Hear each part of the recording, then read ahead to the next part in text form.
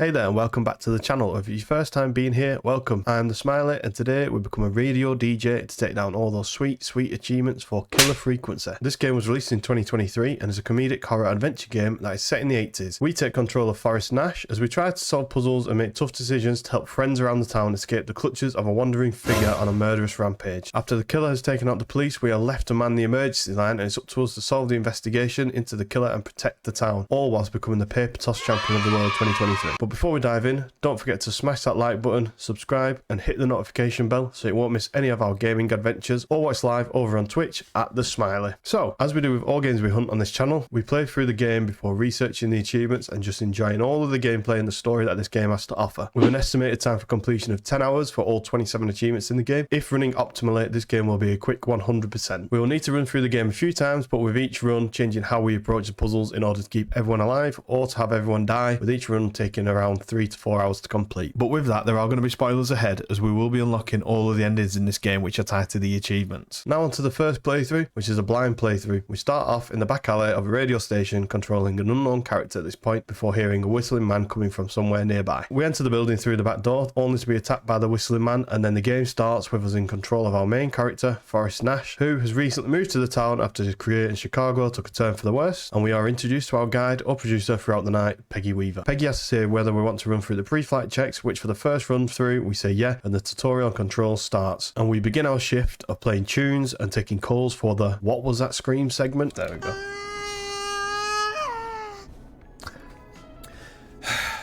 Well folks, there you have it.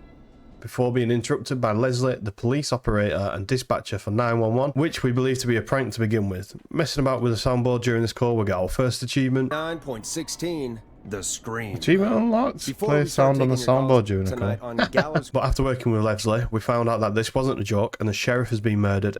What was his name? Sheriff Andrews or whatever? I'm at the sheriff's office right now. Wait, what? Sheriff Matthews is dead. And Deputy Martinez has been knocked unconscious and locked in a cell. Oh, I checked everywhere. Deputy Martinez is here, but she's knocked out, tied up, and locked in a holding cell. I called you right after I found her. We picked the options to help Leslie find a spare key, and we are given our first choice, which could result in one of the victims surviving the murderer or being killed. We have to try and escort Deputy Martinez and Leslie out of the police station. As Leslie is carrying Martinez, she can only grab one weapon, and we choose a taser. After they manage to get to the police cruiser, they are attacked by the murderer, but due to having the taser, manage to fight off the murderer. Leslie, what's happening? The whistling! No! Get off her, you son of a bitch! Taser him!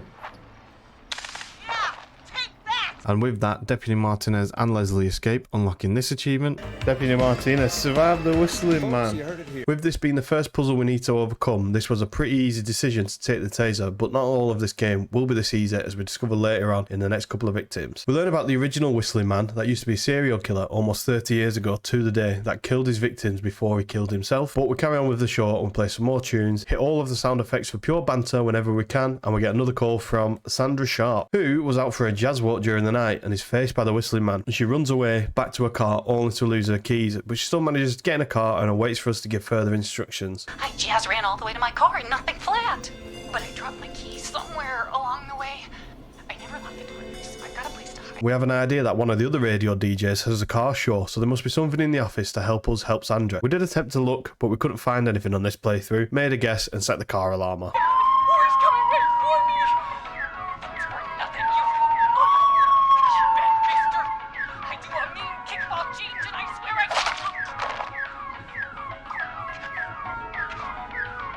She's dead.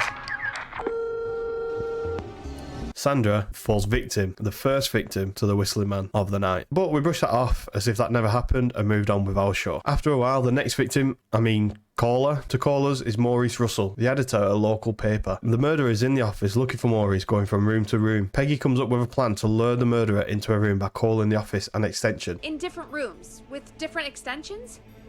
So we call one of them. Draw the killer away. But as we don't know the floor plan, Maurice faxes us, as it's the 80s, a copy of the floor plan. With this, we're moving Maurice to one room and the killer to another, doing really well until we plan to lock the murderer in the secret archives by having the radio turn way up to lure him in there and for Maurice to lock the door behind. How am I supposed to draw the killer? I can't be in the room when it's on, or I'm dead. Put it on this. Oh, that's... Put it on our channel. We'll be quiet for 5 minutes. But I may have jumped the gun and shouted too fast. Listen to your old pal Russell, Forrest, and shut up.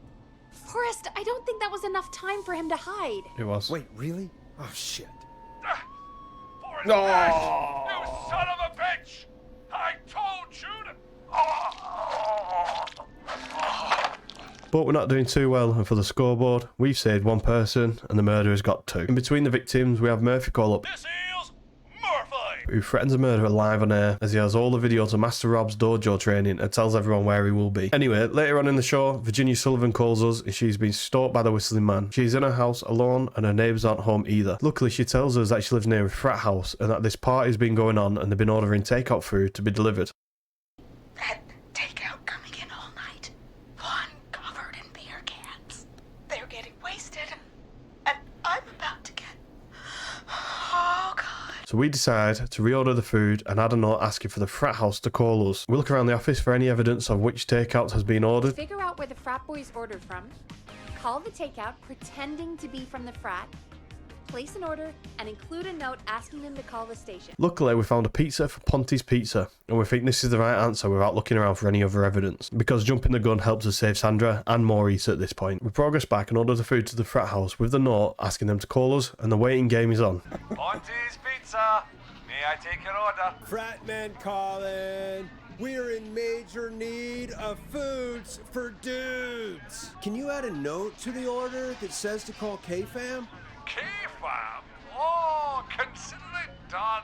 Now we wait. Luckily, we were right, and Ponty's Pizza was the correct choice, so the frat house call us, and we convince them that this is no joke and the killer is about. Norman the Barbarian says only the radio man can control it. So, play us the flow. Okay, radio man. Got my attention. What is it? Thank God. Listen, you've got to get Shut. over to your neighbor's house. All of you. Just... Say no more. Bunker's moving the house. So they enter into Virginia's house and keep the party going at Virginia's, saving Virginia, and we're 2-2 even on the scoreboard. We also unlock this achievement. we may Unlocked. have a lead. Virginia Any Sullivan suspicious survived the flies, Whistling then Man. please. In between the callers ringing, we are introduced to Brian Ponty of Ponty's Pizza, who calls us to promote his business and will continue to do this throughout the night, which angers Forrest to no end. Ponty's Pizza! Oh. The best and only pizza place in town! Come on down and get yourself a cracking deal on our 2-for-1. God damn it, Ponty, no! No free ads!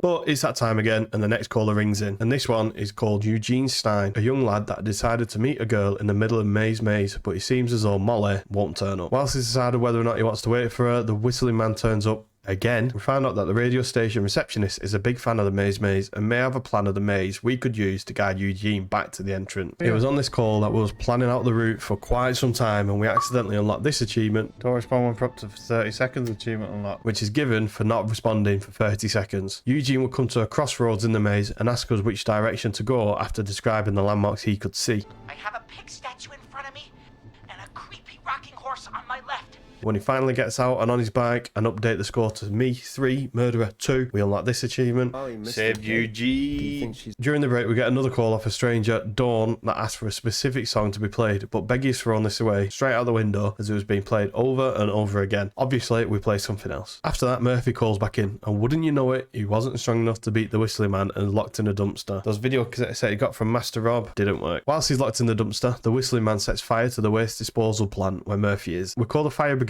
but the killers slash the tyres of the only fire truck in the town, Plan B. Peggy has a few friends that live nearby, and we could call one of them to head up to the plant to rescue Murphy. Okay, so we've got West End of I'll check Myers them out. Lane, See who would be best to do this. East Lane of Myers Lane, or this guy who lives around here. We pick the friend that's closest by, other than the old man, which is Alec, who Peggy calls and sends them on the way. Alex was too far away, and by the time they got there, the plant collapses, killing Murphy. Turns out we missed a massive notice on the map saying the roads were closed due to roadwork. And we're back to losing again. The murderers killed more than we saved. We have another caller ringing, and we introduce to Teddy, who is trying to become the town mayor, and he's a bit of a douche. We have an emergency going on, and all he wants to talk about is his rival Linda Cartwright. Time for an ad on the game, on the radio show. After the ad break, the next caller calls in to report that the killer is back and has already killed some of their friends. We ask them their name, and Carrie tells us they're at the old murder house and the killer is coming. We tell Carrie to hide, but she is found. We listen on in anguish, but turns out this is just a joke played by Carrie's friends. Jimmy dressed up as the killer, but we find out that the killer is actually there with them. The killer kills Jimmy. This is something something that happens in all playthroughs and cannot be stopped. The rest of the friends run away, and Carrie just so happens to be best friends with the radio intern, and she's recently completed a quiz on her friends outlining the attributes of each of them. We find this quiz on the desk of our intern, and it is now our responsibility to tell Carrie who will be best to take on each role in Carrie's plan of escape. First comes the spotter, who will have to climb on the roof and keep an eye of the killer. But we pick Heather, most likely to peak at Mount Everest. Heather. We're deciding between Heather, Kyle, and Hot David. Heather. Second is someone to pick a lot. Seth, because he's going to be in prison. Carrie volunteers from getting the keys off Jimmy. Someone to lead the killer away, so someone quick. Olympic athlete. Hot David. We need someone to pretend that they're injured, so we pick Cynthia for the poker face ability. And finally, the getaway driver. We pick Chad, because Scott is also most likely to be in a car crash. So forward thinking, we thought, nah, not Scott, he'll crash. Let's pick Chad. So with the plan set, with our players picked, we put this into action. Spotter goes, lockpick set us off to pick the lock. Carrie gets the keys, but is disgusted by Jimmy's dead body and face. Focus, Carrie, focus. The lockpick takes too long and the killer gets them. We're after a good start. We set off with a bait and the killer approaches them, but the teens push a bookcase over on them and knocks them both through the floor. We need the spotter to head down and rescue Cynthia, which Heather does. We give the keys to Chad that needs to ram the gate as we didn't get this open. They crash and they'll die. Except Carrie, who is spared in a strange turn of events. She heads home and we move on. Don't even know what the scoreline will be between me and the murderer on this one, but we're losing by a mile. We get a call from Roller Ricky, who's telling us what a fantastic job we're doing, and he's not actually being sarcastic. He tells us how he turned his life around and opened up the roller disco and got a dog Max that he's taught to roller disco as well. He finishes the conversation and heads off for a final boogie of the night after explaining he will be safe due to his new alarm system at the roller disco is just installed. We get our first repeat caller other than Brian Ponte from Ponte's Pizza. This one, it's Dawn. She calls us back and she isn't happy that Peggy threw the record out the window, and if we were to play this song, she would share some information about who she thinks is the next victim. As Peggy won't go outside, it's up to us to go outside and find this record. After finding the record outside in the alleyway, we go to head back into the radio station, only for the doors to be locked and the fuses to be broken. We have a little bit of a puzzle section here, so we need to find some more fuses on the ground and install them into the fuse box, total them up to 70 so we can reinstate the power and move him back into the radio station. And with that, we unlock this achievement. Bingo! Bingo! Gain access to the station after being locked out. Achievement unlocked. When we enter back in the basement, we notice that Clive, the janitor, has a lot of files relating to the victims or potential victims next. With this information, we think Clive is the whistling man, and these are who he's going after next. We head back upstairs after taking the board from Clive's janitor room, ready to save the next victim. Now for this next puzzle, I don't know if it was due to it being late when we attempted this, or whether it's just an excuse, but we took far too long to figure out who this next victim was. We're moving all these puzzles around this board and nothing would make sense. Badly injured career in victims was disaster late last year. So then he'd bought the lottery and then he's bought the gas station. So Chuck Brody at the gas station. I'm going with that because it's too many. And then all of a sudden it just clicked and we worked it out like a game of Cluedo. Chuck will be at the gas station. But we go back to Peggy and Peggy calls Chuck just in time and manages to get everyone out of the gas station before the killer, Clive, blows up the gas station. Watch the Chuck. Jesus! It sounds like something blew up. And we can hear it from the radio building, but with that, we unlock this achievement. Dead. Hello? Chuck Brody survived the whistling man. Forrest, the whole goddamn gas station's gone up.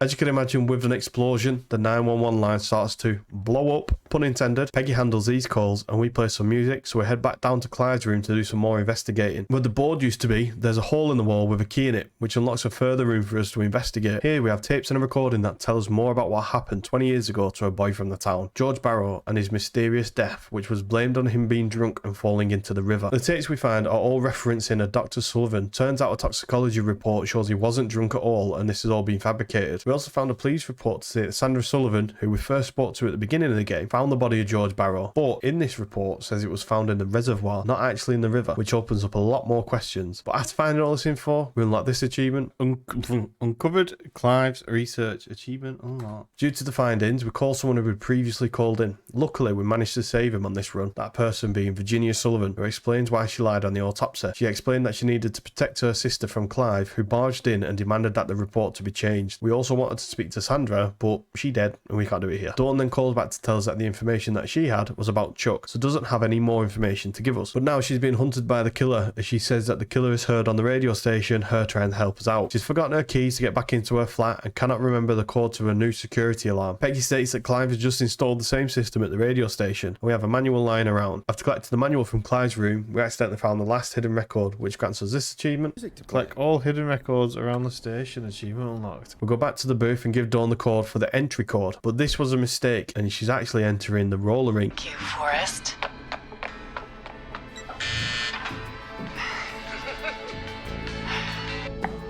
Maybe we shouldn't have done that. She kills Roller Ricky, but most importantly, she also kills Max, the dog. And then, the shocking turn of events, we find out that the Whistler Man is a woman and not Clyde. So we send a message out to the town to be safe and avoid Dawn. But we get another caller from Casey Moore, whose friend has just been stabbed and is bleeding out. He was stabbed in the stomach and in the leg, but the knife is still in him. When we call the hospital, we speak to a nurse who says that the ambulance was blown up at the gas station explosion. We had to ask this nurse for medical advice, which means now we are the police and a doctor. Anyway, the nurse gives us advice and a few things here to help stop the bleeding before we transport Jason to the hospital. Firstly is to get him comfortable and place clean cloths around the surrounding areas. Do not remove the knife that is inside him, instead secure it. If Jason goes into shock, do not remove the bandages. If he's bleeding through them, instead just add more to the wounds to stop the bleeding. And if it's safe, elevate his legs to get blood circulating to his vital organs. We pass all this info on to Casey, who asks us questions about this, but for now we need to find someone who's first aid trained. Recently the station had a first aid training course, but we found out Peggy skipped this. The station manager keeps records of all his employees in a safe. In this safe, the information on these records will tell us if they're trained or not. Peggy gives us a key to his office, and with that we get an achievement for unlocking all doors. We find a code on a floppy disk to the safe to find out the personal info of John Edgers, who used to be a war medic. We call him, and although he's not best pleased with walking him up in the middle of the morning, agrees us to help and takes them to the hospital. And that call ends there, and we think we may save Jason, but we'll find out later. We move on with the show, and we play the last record that we found unlocking this achievement. Play all the records during the course of a night achievement unlocked as well. We then get some good news and we hear Leslie call us, who says that another police department is on their way back and we need to help them to locate the killer so they can ambush them and arrest them straight away. During this time, Peggy takes another call whilst we speak to the police,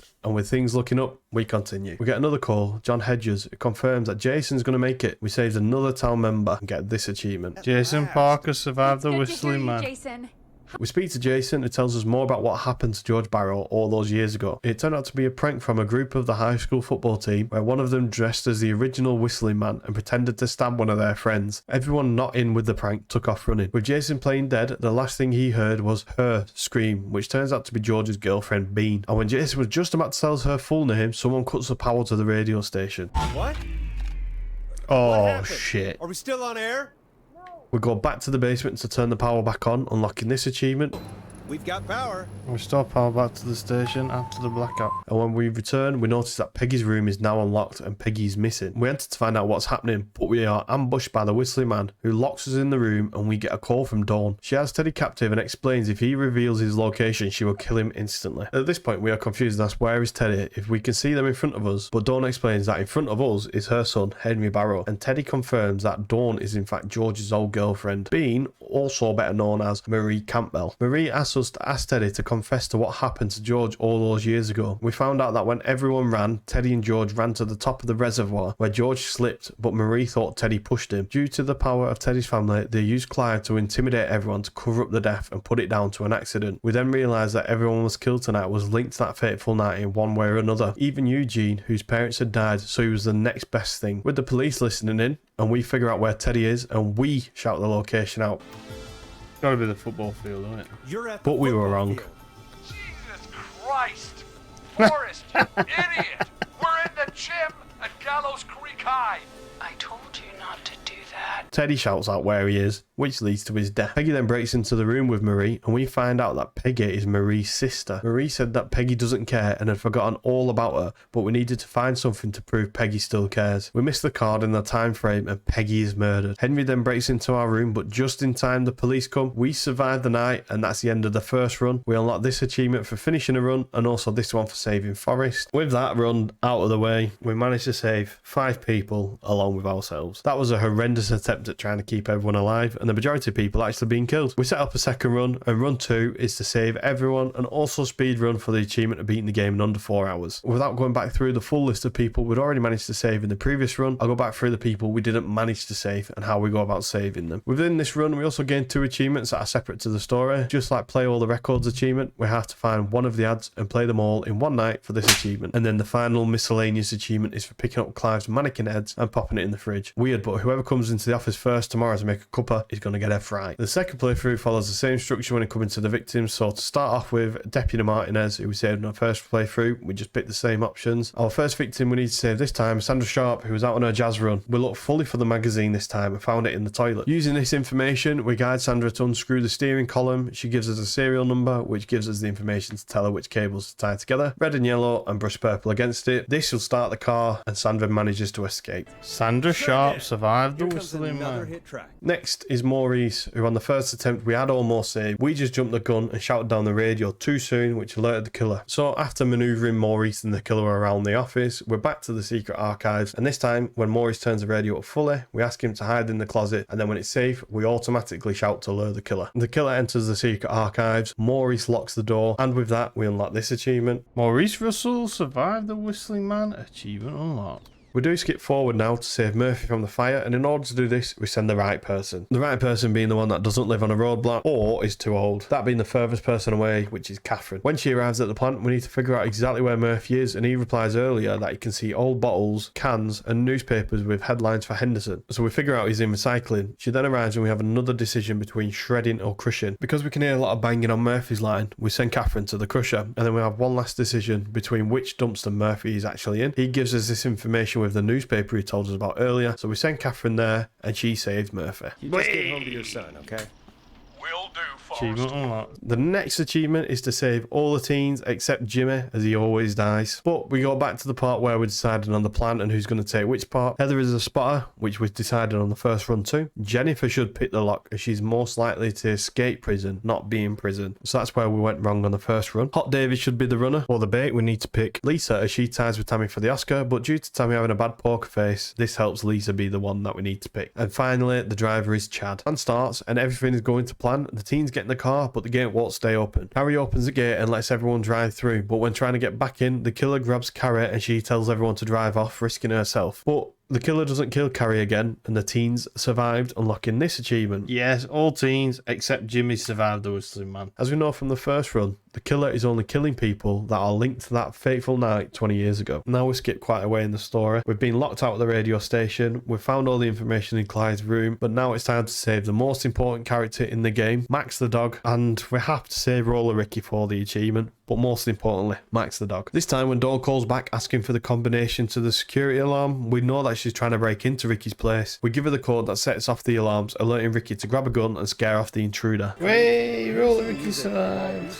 We're now on the last part of this run, which is to save Teddy and Peggy, which are more or less combined into the same call. When we found out what happened all those years ago, we are led to guess where Marie is keeping Teddy, and we picked the right option this time, which is the school gym, and we get this achievement before we actually find out that Teddy is safe. Peggy then barges in and starts to have the conversation with Marie, and when we're prompted to find something that proved Peggy had never forgotten about Marie, the game did glitch out on us a little bit, but we had to reload and we got back to this point, and when we picked the card up again, we proved Peggy never forgot about Marie, and read what the card says. Marie's taken aback by this, and at this point the police ambush the gym and also the radio station, saving everyone and finishing this run in less than 4 hours. Unlocking an achievement for saving Peggy, Peggy Weaver survived the whistling man. whilst also unlocking an achievement for saving everyone and for completing the game in less than 4 hours. And on to the final run. This is to let everyone die by picking the ridiculous options. And at the end of this, each and every member of the town that is involved in the drama is dead, and Forrest is also killed at the end. Unlocking this final achievement, everyone died! Yes! All 27 achievements completed in 12 hours, so slightly over the estimated optimal guide time, but we enjoyed our first run by just learning what the game had to offer. With this game and my history of avoiding scary games, it was a nice and easy way to enter into this genre, as this was tame compared to some of the more horror games. Although I didn't think mobile phones were a big thing back in the 80s, but overall I really enjoyed the game. I would definitely recommend it to anyone that just wants a chilled out funny game with the occasional jump scare. What the hell?